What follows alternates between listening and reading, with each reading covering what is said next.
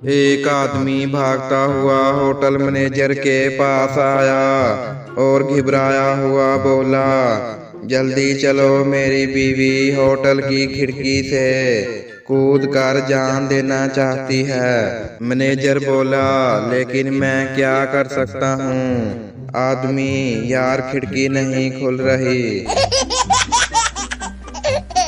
लड़कियों का बस नहीं चलता, वरना मेडिकल स्टोर पर भी अपनी फरमाइश शुरू कर दें। भाई ये गोली किसी और रंग में दिखाना।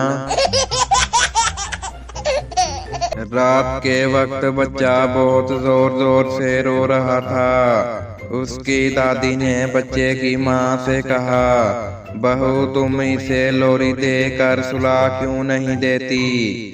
बच्चे की माँ उसे लोरी देने लगी तो ऊपर वाले फ्लैट से आवाज आई, इससे तो बेहतर है बच्चे को रोने ही दो।